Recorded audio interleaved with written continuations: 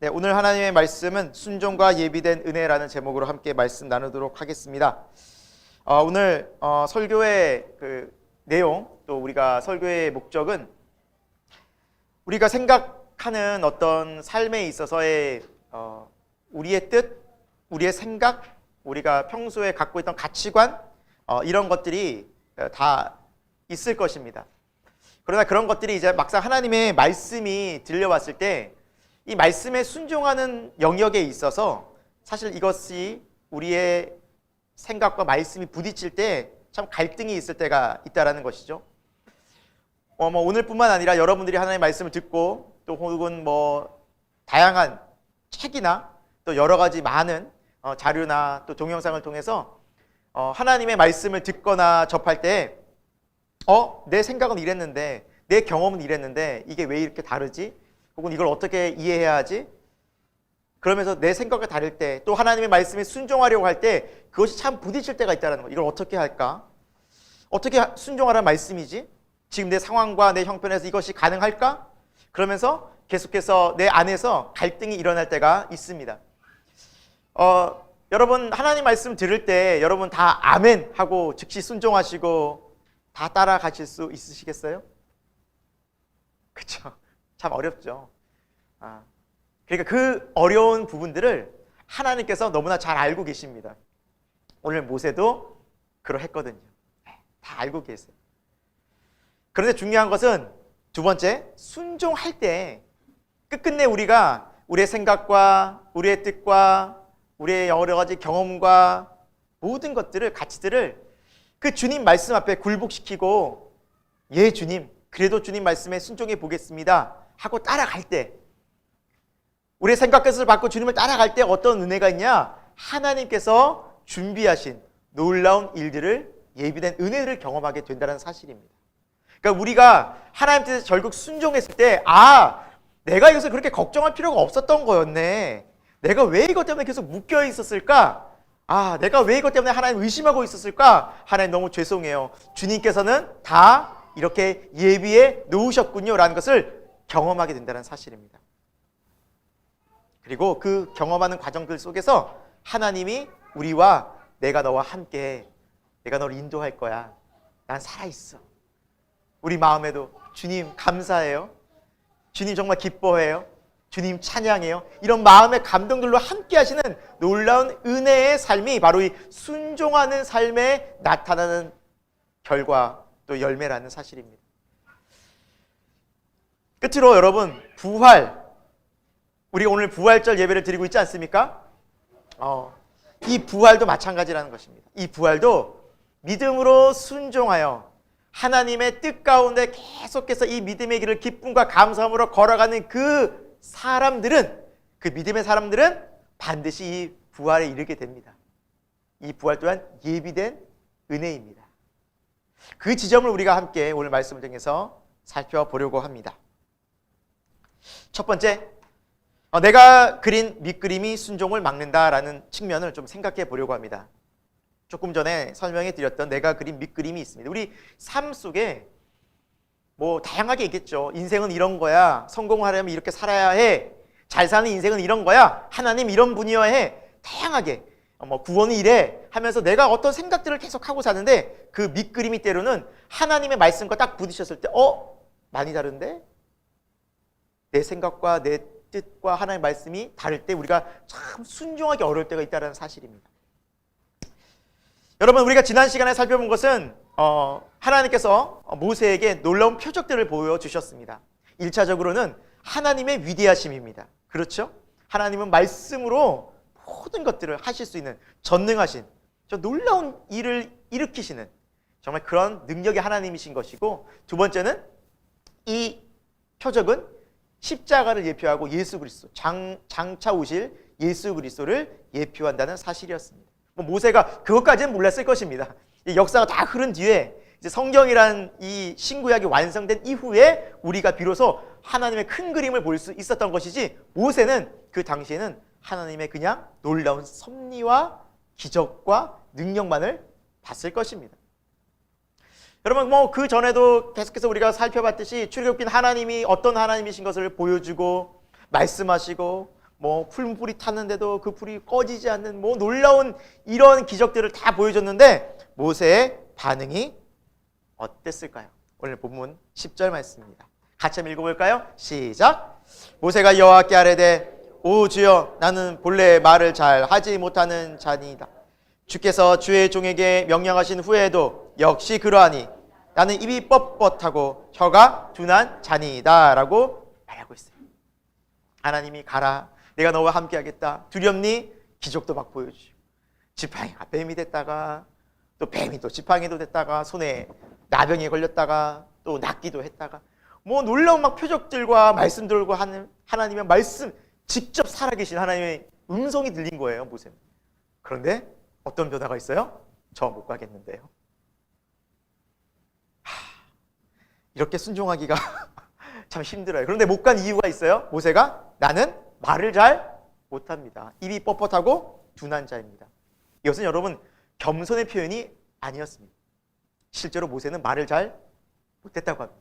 그래서 여기 입이 뻣뻣하다, 혀가 둔하다라는 이제 원문의 뜻을 살펴보면 어떤 일이 딱 닥쳐왔을 때 그 상황에서 말을 해야 되는데 너무나 부담이 될 때 입이 안 떨어지는 상태라는 겁니다.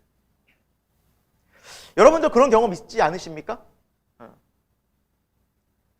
꼭 내가 나서야 될 자리고 말을 해야 될 자리인데 너무너무 부담이 돼서 어떤 말을 해야 할지 입이 잘 안 떨어지는 상태들이 있다라는 거죠. 너무 힘들 때, 답답할 때.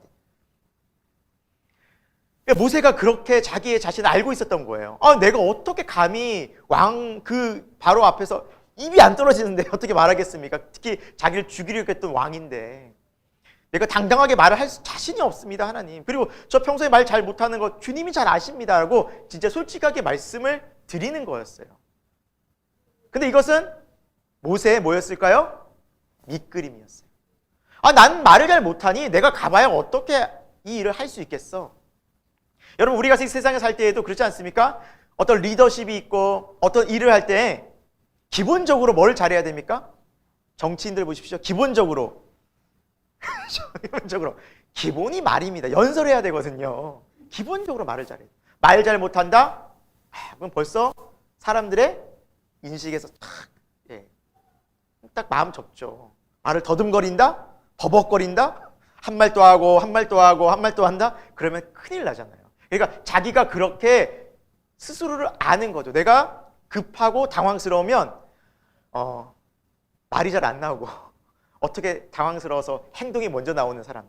그래서 어쩌면 40년 전에 막 화가 나서 막 울문에 막 그 상황에서 자기 히브리 민족이 고통당하는 걸 보고 애굽 사람을 말로 이렇게 한 게 아니라 그냥 몸으로 쳐 죽였어요. 그러니까 말보다는 행동이 막 감정 굉장히 앞서던 자기가 그런 사람이 아닌지라 저는 절대 못합니다. 겸손이 아니라 자기 스스로 안 거죠. 그러니까 자기 밑그림이 있었어요. 제가 어떻게 합니까, 하나님? 여러분 신약에서도 가장 어떻게 보면 제자들 중에서 또 여러 사도 중에서 가장 영향력 있고 또 많은 서신서를 쓰면서 이 많은 신학적 개념을 집대성한 분이 있어요. 누구일까요? 사도 바울이었어요. 사도 바울. 근데 여러분 고린도후서 10장 10절에 보면 사도 바울에 대해 평가하기를 뭐라 평가하냐면 말이 그는 시원하지 않았다라고 했어요. 답답한 거예요. 답답한 거예요. 여러분 만약에 여러분들이 어떤 교회를 결정하시고 또 교회에 어떤 나가려고 하는데 목사님의 설교가 되게 답답해. 의미는 알겠는데 말씀하신 되게 어눌하시고 답답해요. 내용은 좋은데 그럼 여러분 듣기가 어떠시겠어요? 들으실 때 1번 너무 은혜가 된다. 아멘이다. 2번 교회 옮겨야 되나? 심각하게 2번 쪽이 너무 많으실 거예요. 실제로 바울이 말을 잘 못했던 사람이었어요. 근데 가장 위대한 사도가 됐어요. 모세 말 잘 못하는 사람이었어요. 구약시대 가장 위대한 리더가 됐어요. 하나님이 사용하신 사람이었어요. 여러분 어떠세요? 하나님 저 잘 못하는 것 제가 뭐 많이 배웠나요? 제가 뭐 하나님 똑똑하기를 하나요? 무슨 경험을 했나요? 제가 잘하는 게 뭐가 있나요? 그래요. 맞아요. 그럼에도 불구하고 하나님 우리를 사용하시겠다, 내가 너를 쓰겠다 하시면 쓰시는 겁니다.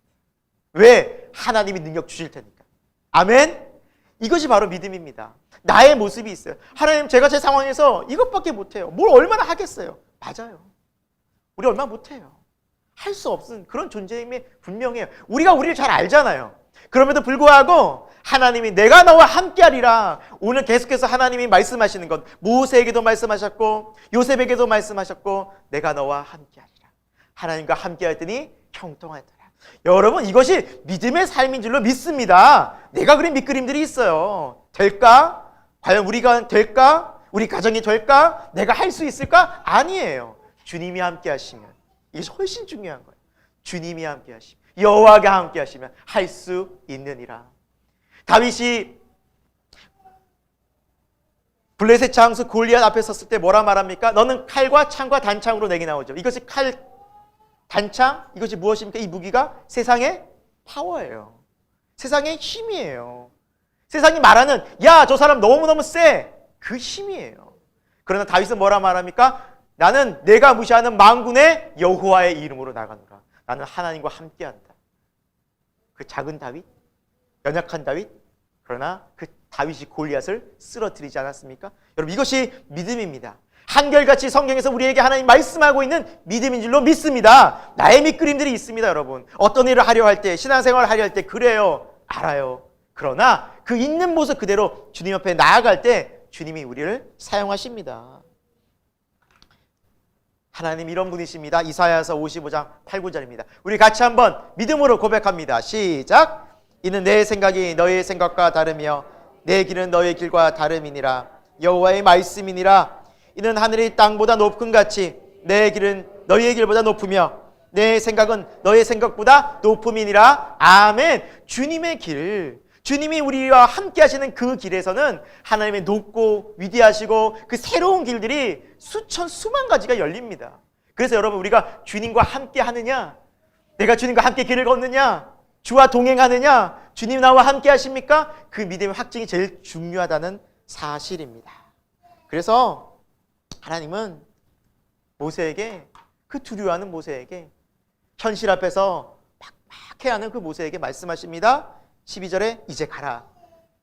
내가 여호와가 내 입과 함께 있어 할 말을 가르치리라. 할렐루야. 여러분, 이 정도 했으면 우리라면 어떻게 할까요? 여러분이라면 어떻게 할까요? 아멘 주여, 할렐루야, 가겠습니다. 그러나 모세는 이렇게 말합니다. 13절입니다. 읽어보세요. 시작. 모세가 이르되 오 주여, 보낼 만한 자를 보내소서. 어떻게 보면 잠깐 모세가 우리보다 믿음 없는 것 같죠? 이 정도 말했으면 갈만도 한데 이렇게 권면하고 기적 보여주고 말씀하시는데 끝까지 안 갑니다. 와, 그래서 하나님이 화를 내십니다. 14절에 노하셨어요. 좀 가라니까. 이게 뭔가 이제 하나님이 이제 노하셨다는 이 부분에 답답하신 거예요. 오죽 답답하시면 좀 가라니까.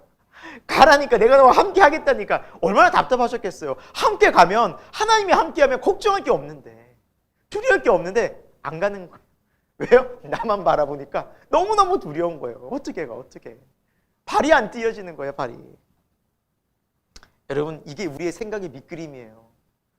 우리도 이 세상 살 때 그럴 때 많아요. 하나님 말씀해 주시는데 어떤 데는 막 은혜가 되고 막 기도가 되고 막 감사가 됐다가 현실에 딱 부딪히면 어때요? 받은 은혜와 그 기도와 감격은 온데간데없고 현실 앞에서 무너지는 우리를 보지 않습니까? 모세의 상태가 우리의 상태예요. 그러나 더 중요한 건 뭔지 아십니까? 하나님이 끝까지 우리를 포기하지 않으신다는 사실입니다. 하나님이 포기하지 않아서 우리가 계속 갈 수 있는 겁니다. 하나님이 포기하지 않아서 우리가 이 구원의 길에서 승리할 수 있는 것입니다. 하나님이 포기하지 않기 때문에 우리가 죄를 이기고 믿음의 삶을 살 수 있는 줄로 믿습니다. 우리는 늘 넘어져요. 의심해요. 죄 때문에 계속해서 그렇게 죄의 시험에 빠지고 유혹에 빠져요. 그러나 하나님 우리를 포기하지 않아요. 하나님 우리를 놓지 않으세요. 하나님 우리를 인도하세요. 그것 때문에 우리가 사는 것입니다. 이것이 바로 순종하는 믿음의 신앙입니다. 마태복음 21장에 보면 두 아들 비유가 나옵니다. 이 비유 내용이 이렇습니다. 한 아버지가 첫째, 둘째 아들에게 말합니다. 첫째 아들에게 아들아, 포도원에 가서 좀 일 좀 하렴. 그러니까 첫째 아들이 말해요. 예 아버지, 가겠습니다. 말만 하고 안 가요. 둘째 아들에게 아버지가 말합니다. 얘 둘째야, 밭에 가서 좀 일 좀 해라. 둘째가 말합니다. 싫어요. 가기 싫어요. 하고 문을 꽝 닫고 나갑니다. 근데 둘째가 곰곰이 생각해 보니, 그래, 내가 이렇게 아버지의 뜻에 불순종해서 뭐가 좋을까? 내가 또 아버지에게 이렇게 화를 내서 아버지의 마음이 어떠실까? 속상해합니다. 뉘우칩니다. 후회합니다. 그래서 아버지께 말합니다. 아버지, 죄송해요. 제가 가겠습니다. 뉘우치고 포도원 밭에 갑니다. 예수님께서 묻습니다. 첫째 아들과 둘째 아들 중 누가 아버지의 뜻을 따랐느냐? 누구예요? 우리가 때로는 하겠습니다, 하나님. 예, 하겠습니다 놓고 안 하는 경우가 얼마나 많아요. 반대로 하나님 이거 어떻게 해요? 저 못해요. 안 돼요 하다가 그게 마음에 계속 걸리는 거예요. 하나님 앞에. 하나님 이거 하라 했는데. 자꾸 말씀이 부딪히는 거예요. 내가 자꾸 딴 길로 가려고 하는데 자꾸 하나님 말씀하시는 거예요. 알았어요, 하나님. 죄송해요. 순종할게요. 가겠어요. 하겠어요. 그렇게 뉘우치고 뜻을 따랐지만 하나님은 그것을, 그래, 네가 내 뜻을 따랐구나 라고 기쁘게 여기신다는 거예요. 이 말씀 무엇을 말합니까? 여러분, 우리가 한 번에 듣고 순종하면 얼마나 좋아요. 그럼 우리 그거 안 되는 거 잘 알잖아요. 여러분 잘 되십니까? 기도하는 것, 하나님 말씀이 선명하고 인내하라는 것, 용서하라는 것, 아멘하고 막 용서가 되십니까? 안 되잖아요. 근데 그게 계속 부딪히는 거예요. 내 마음에 이렇게 살려고 했지, 인내하라고 했지, 용서하라고 하셨지, 온유하라고 하셨지, 또 성질, 주님 죄송해요, 제가 다시 순종해 볼게요. 주여 죄송해요, 다시 제가 용서해 볼게요. 주님 죄송해요, 제가 다시 사랑해 볼게요. 주님 죄송해요, 제가 다시 하나님 충성해 볼게요. 이 모습을 하나님, 그래, 네가 이제 내 마음의 뜻을 알고 따르는구나, 기뻐하신다는 겁니다. 사랑하는 여러분의 마음속에 뉘우치고 돌이키고 하나님의 말씀에 순종하는 그런 은혜가 있길 축원드립니다. 두 번째예요. 두 번째는 순종하면 기쁨과 평안이 함께합니다. 순종하면 하나님께서 반드시 함께 하시는 증거로 기쁨을 주시고 우리 마음 평강을 허락해 주신다는 사실이에요. 우리 마음에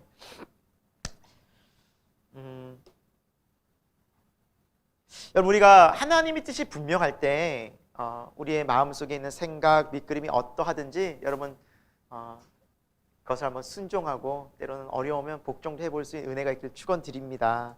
정말 그러면 하나님이 이렇게 예비하셨구나, 이렇게 인도하시려고 하셨구나, 그것 때문에 나 이렇게 힘들지만 이쪽으로 가라고 하셨구나라는 것을 경험하게 된다는 사실입니다.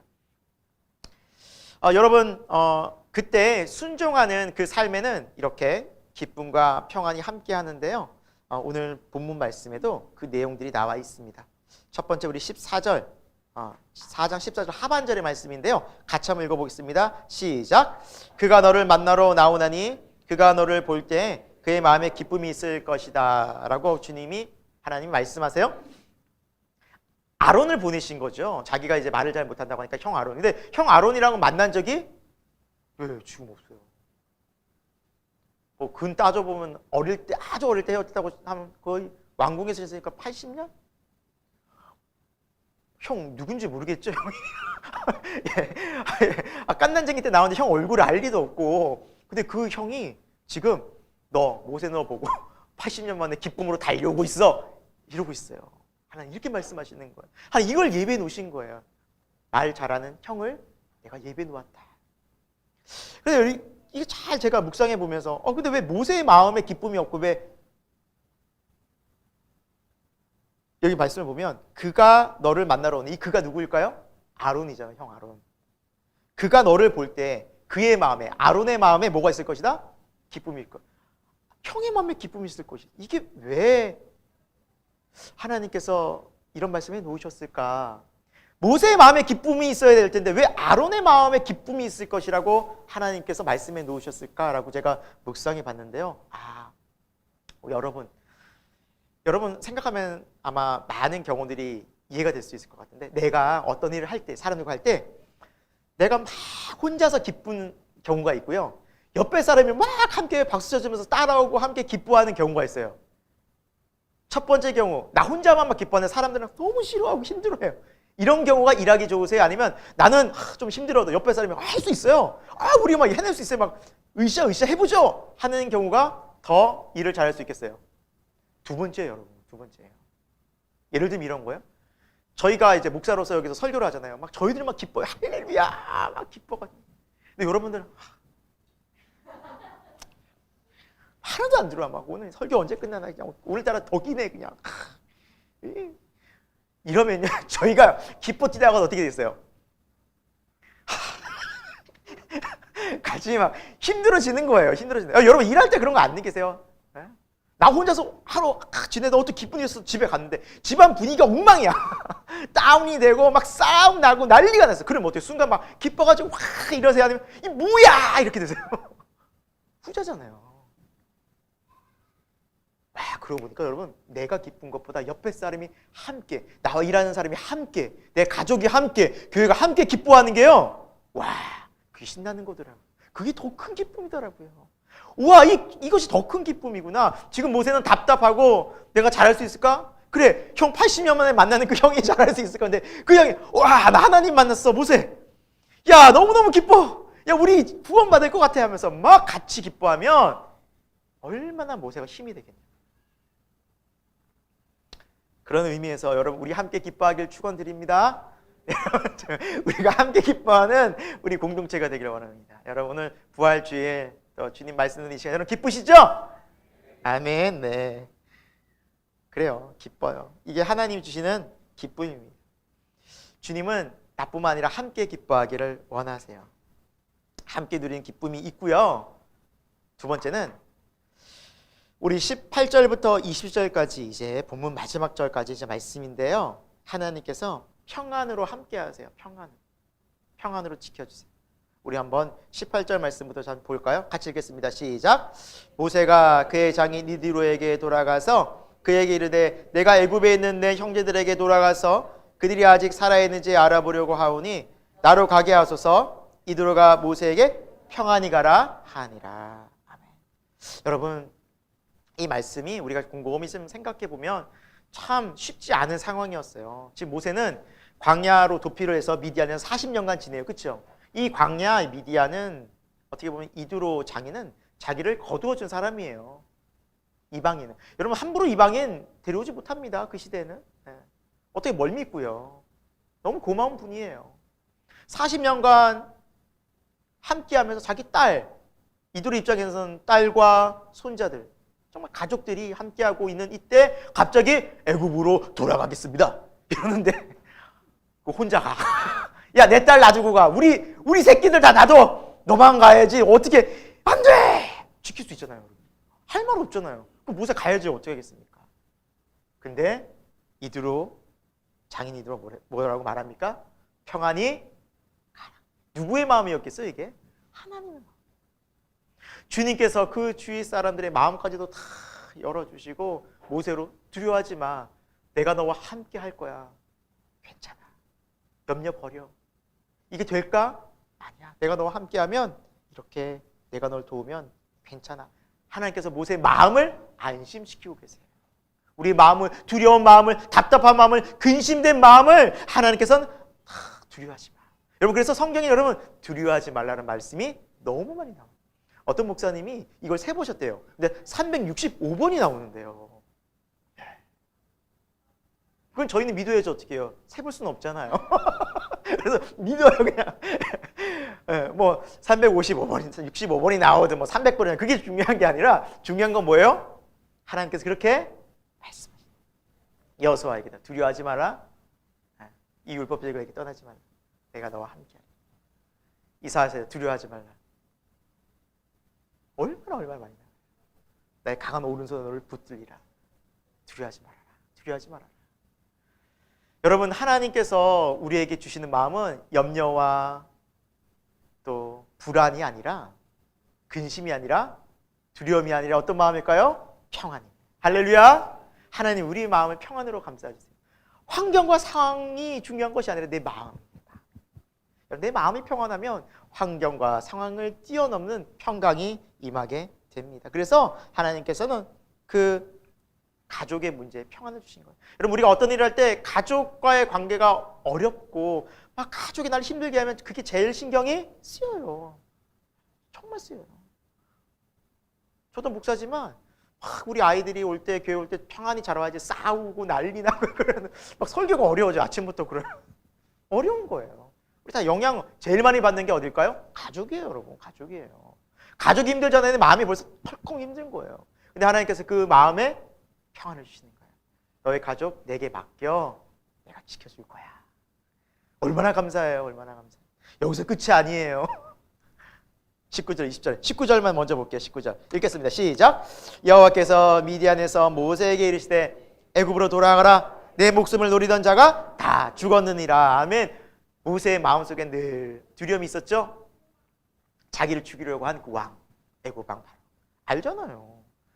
바로의 성격을 알잖아요. 그래서 가면 죽을 것 같은 두려움이 있었던 막연한 두려움.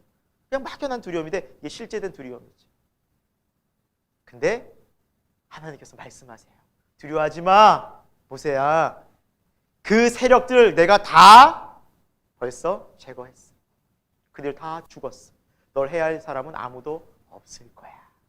두려워하지 마. 여러분 우리가 기본적으로 근본적으로 제일 두려운 게 뭐예요? 내 목숨, 내 생명, 이 위협. 참 본능적으로 있지 않습니까? 우리가. 그렇죠? 근데 거기에 대한 것도 하나님께서 나를 해하려는 자, 나를 고통을 주고 나를 죽이려고 핍박하는 자에게서 하나님께서는 평강을 주신다는 겁니다. 20절 같이 읽어보겠습니다. 시작. 모세가 그의 아내와 아들들을 나귀에 태우고 애굽으로 돌아가는데 모세가 하나님의 지팡이를 손에 잡았더라. 아멘. 이제 모세는 애굽으로 갑니다. 가족들과 함께. 근데 여러분 실제로 가서 경험하는 그 순간순간 애굽에서 만나는 사람들, 그 땅에서 경험하는 많은 일들을 실질적으로 누가 다 쳐나가야 돼요? 모세가 쳐나가야 됐어요. 그때 하나님이 모세 손에 뭘 주셨어요? 지팡이. 하나님의 그 지팡이. 원래 잡았던 지팡이지만 처음에 그냥 그 지팡이지만 내 말은 아무것도 아닌 지팡이였지만 양을 치던 지팡이였지만 이제 하나님이 함께한다는 능력의 지팡이로 하나님께서 바꿔주신 거예요. 그러니까 하나님이 그 지팡이를 늘 손에 잡고 있어. 그 지팡이를 통해 누굴 기억하라? 할렐루야. 하나님을 기억하라. 하나님을 기억. 여러분 그래서 능력이 뭐냐? 우리 마음속에 하나님을 늘 기억하는 것이 능력입니다. 여러분 어떤 상황 가운데서 십자가를 기억하는 것이 능력입니다. 여러분 꼭 기억하시기 바랍니다. 내 힘과 능력을 약해요. 근데 모세가 힘들고 어릴 때 뭘 기억했겠어요? 손에 잡은 지팡이 또 누구를? 하나님을 기억한 거예요. 우리가 지난 시간에 성찬식했지만 너희들이 이것을 행하여 나를 기억하라 그래서 예수님 기억하라. 여러분 우리가 삶 속에서 얼마나 많이 낙담되고 무진 상황이 하루에도 수십 번 수백 번이 찾아옵니까? 그렇지 않습니까? 그때마다 우리가 그 상황 속에서 누구를 기억하는 게 승리입니까? 주 예수 그리스도. 십자가. 하나님을 기억하고 하나님을 생각하는 사람은 반드시 승리하게 된 줄로 믿습니다. 하나님의 지팡이를 잡았다는 것은 주의 능력이 우리와 함께한다는 말씀입니다. 그런데 이것이 언제 보이냐고요? 우리 마음이 주님을 기억하고 주님을 바라볼 때. 우리 마음이. 그때 주님 우리를 평안의 상태로 인도하십니다. 여러분 성경이 말씀하고 있는 평안은 환경이 참 좋고 아무 문제가 없고 그렇게 생기는 평강이 아닙니다. 환경이 어떻든 상황이 어떻든 우리 마음에 임하는 절대적인 평안입니다. 바울과 실라가 복음을 전하다 빌립보 감옥에 갇히게 됩니다. 매를 맞았습니다. 고통 중에 그 침침하고 답답하고 어두움 불편한 그 감옥에 갇혀서 착고가 쇠사슬에 묶여 있습니다. 그런데 우리가 잘 알지 않습니까? 빌립보서 16장에 바울과 실라가 무엇을 하고 있습니까? 그곳에서 기도하고 찬송해요. 기도하고 찬송하는 것이 어떤 상황이 나옵니까? 감사할 때, 기쁠 때, 하나님께 영광 돌릴 때. 그 상황 속에서 그들의 마음에는 그 환경은 감옥이었고 매를 맞고 고통 중에 있었지만 마음속에 뭐가 임했다는 거면 하나님의 평안이. 찬양의 성전. 우리가 그 찬송가도 많이 있지만 평화 평화로다 하늘 위에서 내려오네. 하늘 위에서 내려오네. 여러분, 이 평안은 땅의 것이 아님 주님으로부터 임하는 평안. 세상이 감당치 못하는 거예요. 그때 어떤 일이 벌어집니까? 감옥에서 지진이 나고 착고가 풀어지고 주의 영광의 곳에 임해서 결국에는 그 일을 통해서 감옥의 간수와 그 집안이 다 구원을 받는, 하나님께서 놀라운 구원을 일으키시는, 그리고 간수가 그 바울과 실라의 아픈 몸을 다 닦아주고 죄송하다고 둘이 화해하게 되는 놀라운 변화가 바로 이 찬송과 기도 가운데, 하나님의 강권적인 역사함 가운데 그 마음에 하나님이 은혜가 임했을 때, 여러분, 이것이 신앙생활이라는 것이죠. 여러분, 우리가 이 신앙과 이 믿음을 잃지 않고 늘 하나님의 마음을 우리가 품고 이 기쁨과 감사의 마음을 계속해서 우리가 회복할 수 있기를 축원드립니다. 여러분, 우리 교회가 이제 이전을 하게 되었죠. 이제 결정이 났고 이제 이번 주부터 실제적으로 이제 공사도 들어가고 이사 준비를 하게 됩니다. 우리가 이제 교회 이전에 대해서 여러 가지 많은, 또 사실은 어려울 만하면 또 어려울 수도 있는 상황이지 않습니까? 교회 이전할 때 많은 교회들이 힘들어합니다. 실제적으로 뭐 금전적으로 첫 번째 제일 힘들고요. 또 그리고 뭐 지역적으로 힘들어요. 뭐 이제 이동을 하게 되면 정말 성도들 가운데는 오시기 힘들어하시는 분들, 정말 마음이 좀 어려우신 분들이 반드시 생기거든요.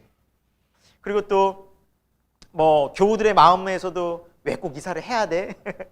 왜 꼭 이전을 해야 돼? 막 그렇게 갈등하시는 분들이 있고, 그래서 뭐 외적으로나 내적으로나 참 많이 어려운 갈등들이 있는데, 그러나 참 저희 목회자들, 저나 이제 김성현 목사님 마음에는 정말 기쁘고 감사하더라고요.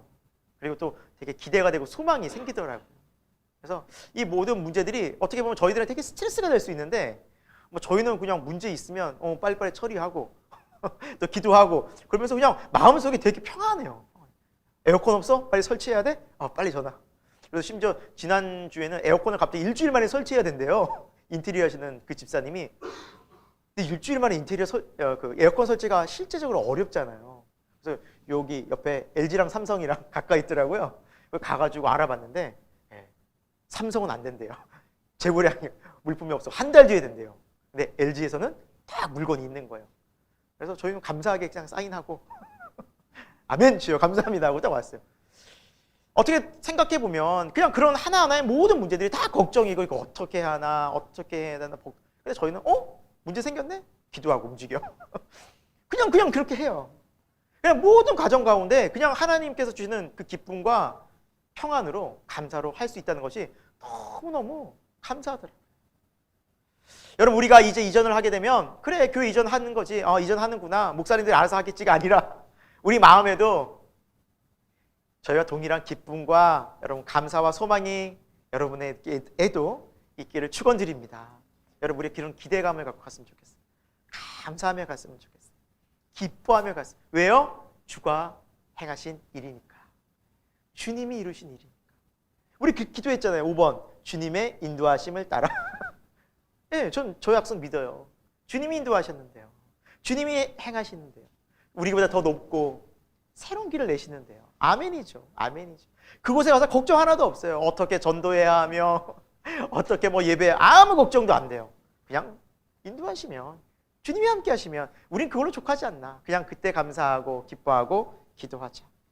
여러분, 이 우리의 마음이 이 마음으로 살아가라고 주님 데살로니가 전서에서 우리에게 이렇게 말씀하고 있습니다. 같이 한번 읽어보겠습니다. 시작. 항상 기뻐하라. 쉬지 말고 기도하라. 범사에 감사하라. 이것이 그리스도 예수 안에서 너희를 향하신 하나님의 뜻이니라. 아멘. 여러분, 우리가 믿음으로 순종의 길을 가야죠. 예, 맞아요. 하나님의 말씀대로 뜻대로 살아야죠. 예, 맞아요. 근데 그걸 어떻게 알 수 있냐고. 실제적으로 우리 마음에 이 마음이 생겨요. 주님의 뜻에 순종하면 이게 뜻이잖아요. 하나님 뜻. 그리스도 예수 안에서 기쁜 거예요. 감사해요. 그리고 늘 기도가 돼요. 하나님. 그 기도의 내용은 뭐예요? 불안의 기도가 아니에요. 감사해요. 주님 문제 생겼는데 주님께 의탁합니다. 또 의지합니다. 주여 함께 하소서. 또 소망해요. 이게 매일매일 순간순간마다 항상. 이것이 우리의 마음이겠냐고요. 우리 마음이 아닙니다. 주께서 부어오시는 마음이에요. 새 마음입니다. 하늘에서 부어주신 하나님의 은혜인 것입니다. 주께로부터 임하는 그 마음인 것입니다. 그래서 여러분, 믿음이 세상을 이기는 것입니다. 이것은 실제입니다. 사랑하는 여러분, 우리가 이렇게 살 수 있다고 성경은 말씀합니다. 이게 바울만 그렇게 사는 거 아니었어요? 아니에요, 아니에요. 사도 바울만 그런 것이 아니라 믿는 사람 모두가. 여러분 믿으시죠? 바울의 믿음이나 우리의 믿음은 뭐가 달라요? 그리스도 예수님 한 분 같이 믿잖아요. 이 믿음으로 이제 기도하시고 주님을 바라보시고 소망하시고 주님께 나아가서 이것을 우리가 경험하면서 매 순간마다 순종하는 삶이 이렇게 감사하고 기쁜 거였구나. 하나님께 순종하였더니 오히려 내 염려와 근심과 불안이 사라졌구나. 내 마음은 하나님이 함께 하실 때 기쁠 수 있구나. 감사할 수 있구나. 사랑하는 여러분, 우리 마음속에 두려움이 설 자리가 없어지길 축원드립니다. 여러분 마음속에 근심이 설 자리가 없어지길 축원드립니다. 여러분 마음속에 불안과 원망이 없어지길 축원드립니다. 이거 설 자리 없어져야 돼요, 여러분. 이거 선포하시고 믿으셔야 돼요. 조금의 근심과 조금의 두려움과 조금의 염려도 우리 마음에 하나님이 함께하기 원치 않으세요. 그건 선명한 하나님의 확실한 약속입니다. 여러분 우리가 부모로서 혹은 여러분의 부모님들이 자녀된 그 마음에 근심하고 불안하고 염려하는 것을 보는 부모도, 어떤 부모도 그것을 보지 못해. 너무 힘들어요. 조그만 근심의 빛이 보이잖아요. 부모는 딱 알아요. 뭐 때문에 염려해? 뭐 문제 있어? 돈 필요해? 저한테 딱 물어봐요. 그거 알아요. 바로 알아요. 조금도 그거를 부모의 입장에서는 원치 않아요. 그 마음이 하나님의 마음이세요, 여러분. 하나님 우리가 조금 더 염려하고 불안해하고 근심해, 이거 조금 더 원치 않으세요. 그래서 우리 마음은 항상 기쁘고 감사하고 기도하는 마음으로 충만하기를 원하세요. 그렇기 때문에 여러분, 이 약속의 말씀 믿고 우리가 누구만 바라봐야 할까요? 하나님, 주만, 예수 그리스도만. 내가 주 안에 있는지. 그래서 여러분, 이 삶이 실제되는 은혜가 있길 축원드립니다. 마지막입니다. 순종과 예비된 부활이에요. 오늘 부활절이지 않습니까? 부활주일인데 제가 고민을 했습니다. 주님, 우리가 출애굽기를 하는데 이게 부활주일이랑 무슨 상관이 있을까요? 본문을 바꿔야 할까요? 고민을 하다가 하나님께서 귀한 깨달음을 하나 주셨어요. 저희가 이제 설교 시작할 때도 나눴지만, 설교 목적 진술을 나눴지만, 부활도 여러분 하나님의 말씀에 순종하다 보면 예비된 은혜가 부활이더라고요. 하나님의 말씀에 순종하는 삶을 살다 보면 부활은 자연스럽게 우리에게 임하는 거예요. 두려워할 필요 없고 염려할 필요 없고, 그냥 그거는 연결 자연스럽게 되는 거예요. 그걸 가지고 우리가 뭐 부활을 어떻게 고민하고 그때 가봐야 알고 불안해할 필요가 1도 없다라는 사실입니다. 여러분, 예수님께서 이 땅 가운데 오셔서 우리에게 보여주신 그 구원의 길이 십자가의 길이죠. 그렇죠, 여러분? 예수님께서 우리에게 십자가의 길을 보여주셨어요. 그럼 그 십자가의 길을 예수님께서 보여주신 이유는 뭘까요? 나를 따르라 예수님 말씀하셨죠. 따라오래. 아버지 나를 따라오려거든 날마다 자기를 부인하고 자기 십자가를 지고 나를 따라올 것이, 쫓을 것이니. 그래서 여러분, 우리가 가는 길에 앞서서 누가 가신 거예요? 예수님. 그럼 예수님의 가는 길을 보면, 예수님의 생애를 보면 우리가 가야 할 그 길이 보일까요? 안 보일까요? 제 말이 아니라 성경의 말씀이에요, 여러분. 제가 그 이야기를 풀어드릴 거예요. 우리의 가는 길이요, 전혀 불안해할 필요가 없는 것이, 우리의 가는 길을 앞서서 선명하게 가신 분이 계세요. 예수 그리스도예요. 한 분, 하나님의 아들 예수님. 그래서 예수님이 나를 따르라고 한 거예요. 나와 함께 가자고 한 거예요. 왜? 이 길로 가야 아버지께로 가니까. 예수님께서 여러분 십자가를 지셨습니다. 이 땅 가운데 오셔서. 그렇죠? 십자가. 제가 이제 좀 여러분 잘 아시는 건데 이제 큰 주제만 이제 이름을 적어놨고요. 3년 반의 공생애를 사시고 많은 기적과 치유와 능력을 행하셨죠. 그 십자가를 지셨어요. 근데 여러분, 예수님을 가장 많이 믿고 따르고 예수님께 열광했던 많은 사람들은 어떤 단계에 있었냐면 공생애 기간이 있었어요. 그렇죠? 그때 예수님께서 어떻게 하셨죠? 기적 일으키시고 치유하시고 막 오병이어서 배도 막 배부르게 채워주시고 막 다 병 고쳐주시니까 많은 사람들이 예수님 박수 환영 우리 왕이 되어 주십시오. 그래서 지난 주일이 종려주일이었죠. 종려가지를 흔들며 호산나 호산나 우리를 구원하소서 이제 우리는 살았다 하면서 예수님 환영했죠. 근데 예수님이 어디로 가는 거예요 지금? 십자가로 죽으러 가는 거예요. 그러니까 많은 사람들이 실망한 거예요. 아니 로마에서 우리를 건져내야지 우리 먹여 살려야지 예수님이 갑자기 왜 죽어? 야 우리가 기다리는 메시아가 아닌가 봐 하고 등을 돌렸고요. 그 우리가 지금까지 뭘 믿은 거야 하고 화가 나서 울분을 해서 많은 군중들이 무리들이 예수님을 십자가에 못 박아. 어떻게 자기를 하나님이라고 말하냐 그러면서 군중들이 예수님 십자가에 못 박았어. 유대인 예수님 멈추지 않았습니다. 멈추지 않았어요. 왜? 예수님이 가시는 길이 하나님이 우리에게 보이시는 그 길이기 때문에 멈출 수가 없었어요. 그 십자가에 죽으셨어요. 십자가에서 처절하게 비참하게 갈기갈기 찢기시고 매맞으시고 조롱 속에 고통 속에 하나님의 아버지의 버림을 받으셨어요. 하나님 나를 어찌하여 버리셨나이까. 그 버림의 자리에 나가셨어요. 예수님은 그럴 분이 아니에요. 그럴 필요가 없는 전능하신 하나님의 아들이세요. 근데 그 길을 가신 거예요. 죽음의 십자가의 길, 고통의 길. 왜? 우리가 겪어야 되니까. 그 십자가의 길, 결국엔 우리 대신 죽기 위해서. 근데 거기서 끝이 아니었죠. 3일 만에 어떤 일이 벌어집니까? 오늘 예수님께서 뭐 하셨습니까? 부활하셨습니다. 부활하셨어요. 이 부활의 사건을 통해서 죽음, 죄, 사망, 어둠의 권세가 예수님의 그 부활로 인해서 다 해결된 것이 성경이 증명한 거예요. 다시 살아났어요. 왜? 죄의 결과는 죽음인데 이 죄의 문제가 해결돼서 죽음의 문제가 해결되었고 하나님께서 이제는 너에게 영원한 생명을 줄게 내 아들 예수를 봐 하고 부활시킨 거예요. 그래서 예수의 부활은 누구의 부활이에요? 우리의 부활인 거예요. 예수와 함께하는. 그래서 부활하신 이후에 40일간 세상에 계시면서 부활한 몸을 보여주셨어요. 하나님의 약속이 여호와의 약속이 변치 않고 신실하는 것을 직접 보여주신 거예요. 만져도 봐 괜찮아.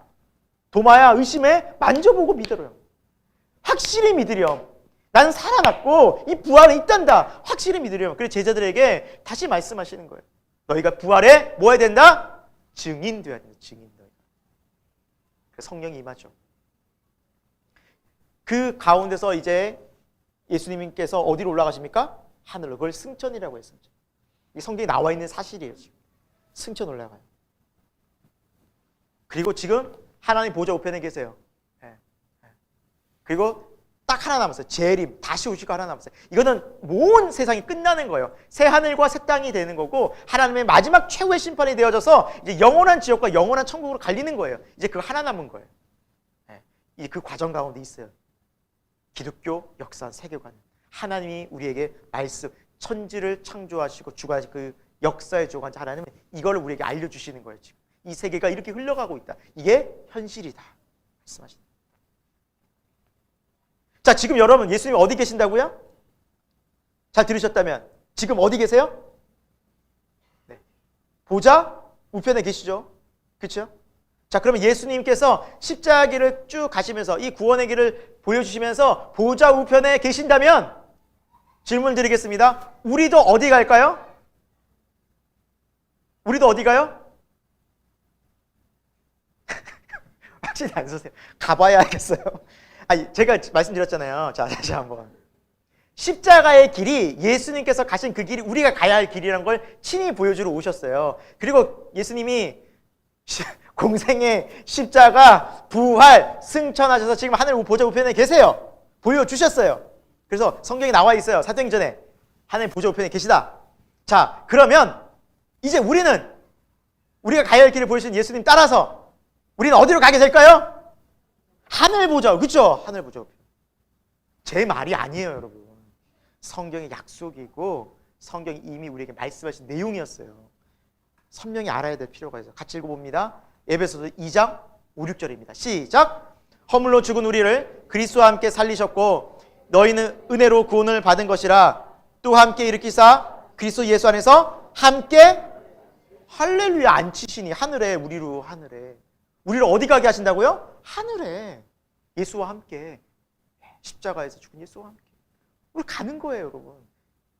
그거 보여주러 예수님 오셨다니까요. 한 말씀만 있을까요?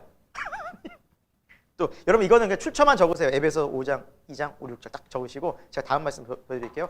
골로새서 1장 13, 14절 같이 읽겠습니다. 시작. 그가 우리를 흑암의 권세에서 건져내사 그의 사랑의 아들의 나라로 옮기셨으니 그의 아들 안에서 우리가 속량 곧 죄사함을 얻었도다. 아멘. 흑암의 권세에서, 권세, 이 땅에 공중 권세 잡은 자의 지배를 받 이 땅에서 우리를 건져내서 어디로요? 사랑의 아들의 나라로, 하늘나라로 우리를 옮기셨다. 옮겨 놓으신 거예요. 믿음은 이미 그것이 끝난 거예요. 생명책이 이미 기록되어졌고요. 우리의 구원이 이미 이루어진 거예요. 할렐루야, 할렐루야. 그래서 여러분 구원은요 두렵고 뭐 이렇게 불안해서가 아니라 정말 내가 이 구원받은 삶을 잘 살아내기 위해서 이제 믿음으로 사는 주님과 함께 동행하는 그 삶이 남은 것이지 내가 구원 받았나 안 받았나 확실하지 않은데요. 이런 불명명한 그 믿음은 없어요. 하나님 우리에게 확실한 믿음을 가지고 이 믿음의 길을 누가 보여주셨기 때문에 예수 그리스도. 예수 그리스도. 하나님 나라 옮기셨습니다.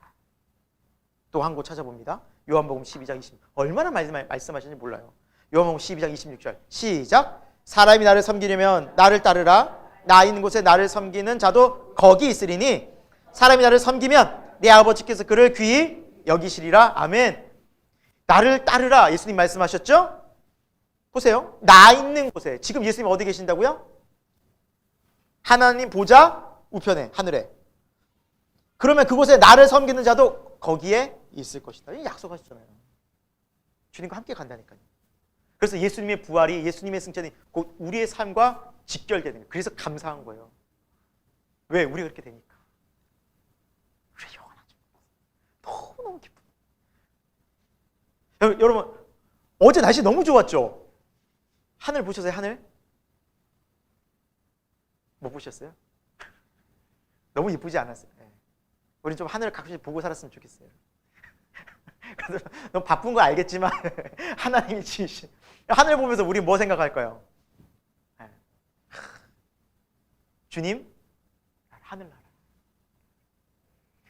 어제 우리 리더 카톡방에 김성현 목사님이 하늘을 파란 너무 예쁜 하늘을 탁 찍어준 거예요. 하늘 진짜 그렇게 파랗더라고 실제로. 사진 한 장이 딱 올라왔어요.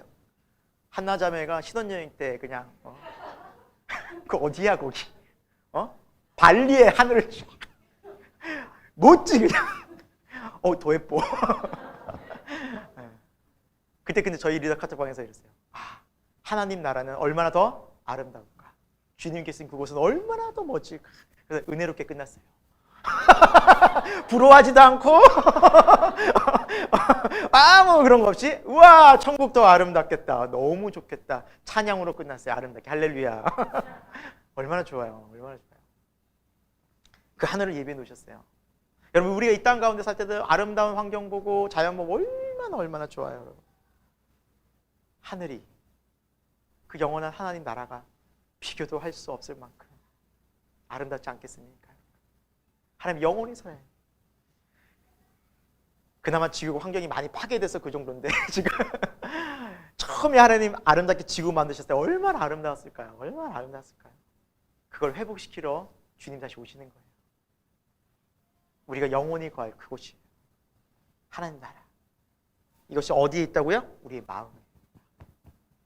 그래서 하나님 나라는 여기 있다 저기 있다 할 것이 아니요 너희의 마음속에 있느니라.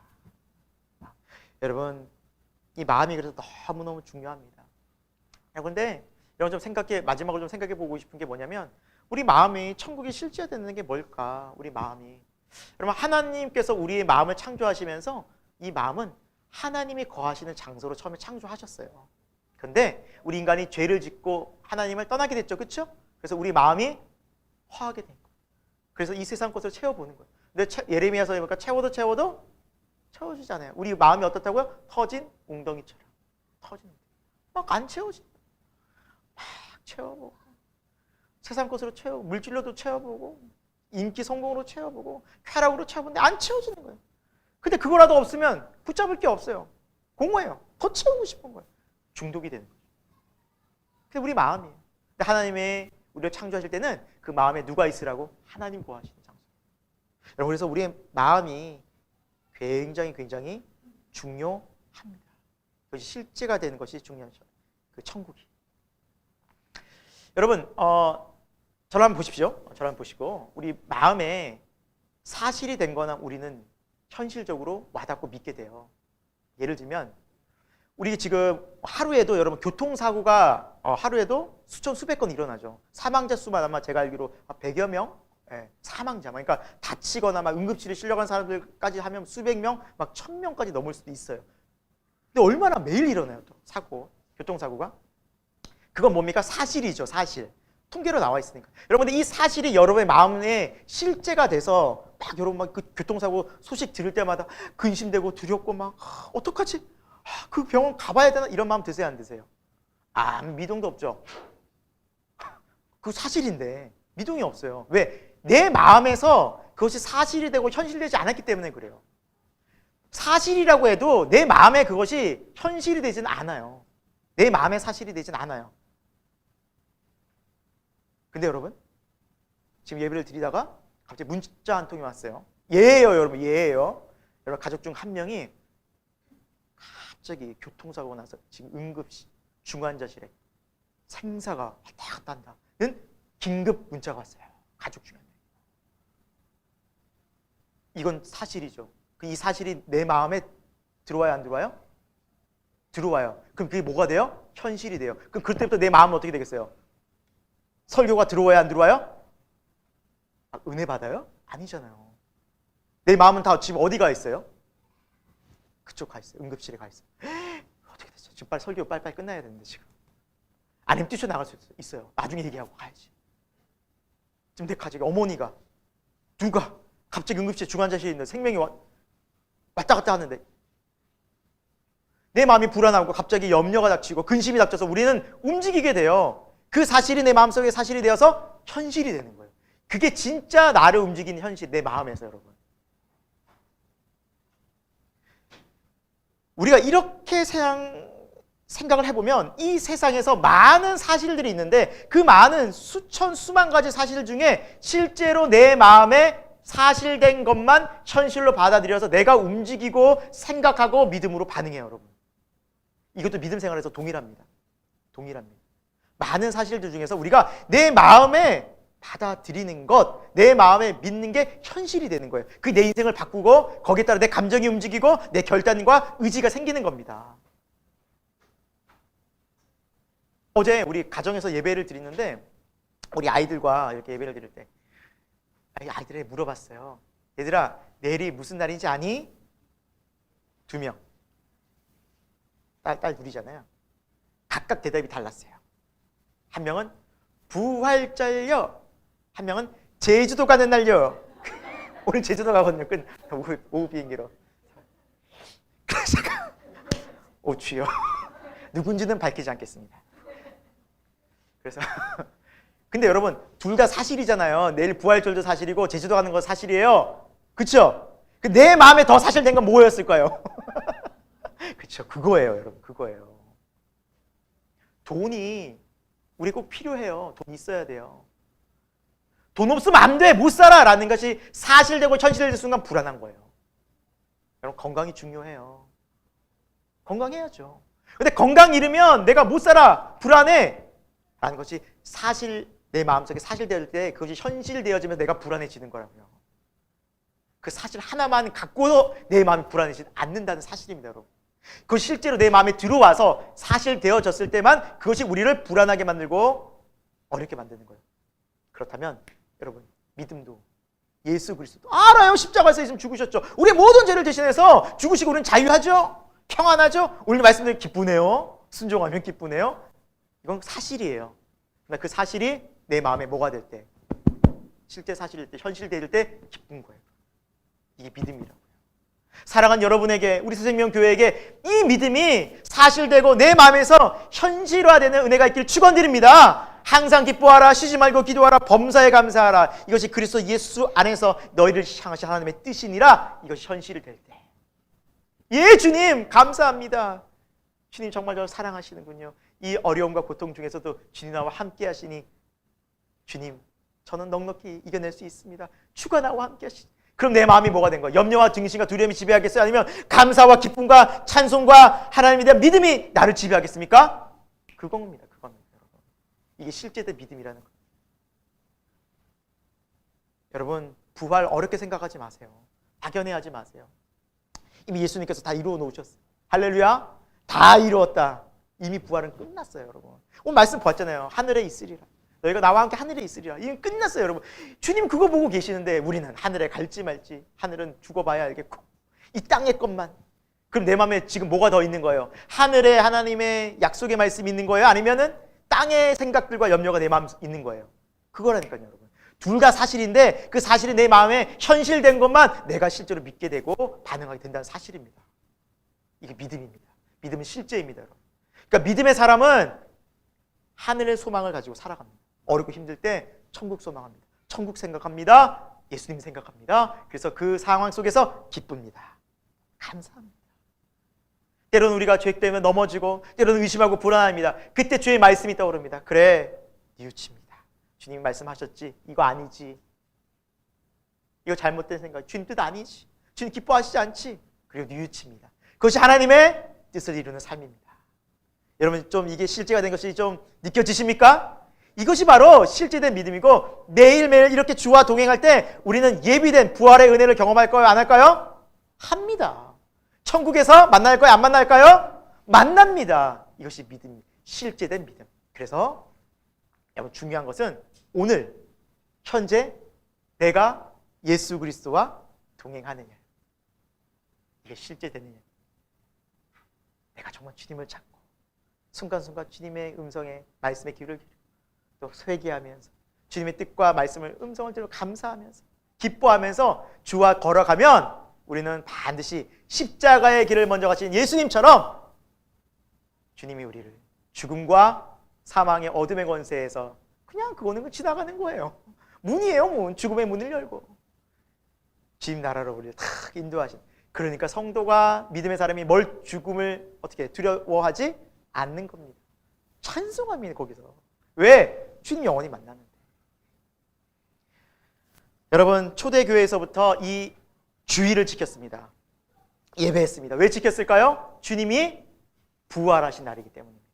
이 땅의 모든 어떤 것보다 가장 높고 위대하고 우리가 궁극적으로 우리가 가야 할 우리가 잃었던 그 땅 에덴이죠.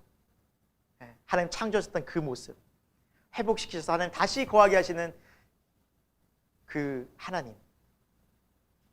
자주 이 표현을 쓰네요. 창조의 책임을 지시는 그 하나님. 그 하나님. 내가 너희를 다시 인도할 거야. 내 아들 예수를 보내기까지 내가 너희를 사랑해. 내가 너희를 절대 포기하지 않아. 그리고 너희를 반드시 이곳으로 인도할 거야. 말씀으로 하시는 그 하나님을 우리가 매주마다 우리 마음속 깊이 알아가고, 그럼 여러분 날마다 죽는 그날까지 우리의 마음은 천국을 소망할까요? 소망하지 않을까요? 소망합니다. 죽음이 걱정이 되지 않아요. 날마다 그 날이 기다려지는 겁니다. 마라나타, 주님 어서 오시옵소서. 그 마음이 되는 겁니다. 오늘도 저와 여러분의 마음속에 이 피할 수 없는 인간이 고통당하는 이 땅에서의 모든 일들, 또 결국 죽음이 이르는 이 인생 속에 아니야, 이것이 끝이 아니야. 너희가 영원히 나와 함께 살 거야. 영원히 하늘에서 그것을 보여주시고 알려주시고 역사 속에 임하신 그 예수 그리스도의 모습을 통해서 부활을 확증해 주신 이 믿음이 저와 여러분 가운데 날마다 매 주일마다 새롭게 되는 은혜가 있는 우리 새생명교회가 되기를 예수 그리스도의 이름으로 축원드립니다. 우리 주님 부활하셨습니다. 기도하겠습니다.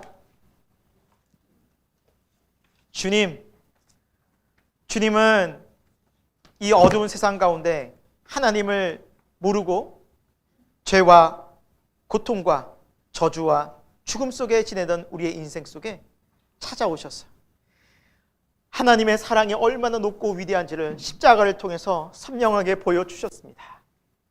하나님 아버지, 우리가 이 시간 다시 한번 그 십자가를 바라보고 우리 주 예수 그리스도를 바라보고 정말 주님이 내 안에 계신지, 나와 함께하고 있는지 다시 한번 우리 믿음을 점검하고 또 주님께 소망을 두고 주님 말씀을 따라가는 우리 새생명교회가 되기를 간절히 소망합니다. 주여, 우리 믿음 붙잡아 주시고 우리로 매일매일 순종하며 이 부활의 소망을 갖고 살아가는 그 믿음 될 수 있도록 역사하여 주옵소서. 예수 그리스도의 이름으로 기도합니다. 아멘.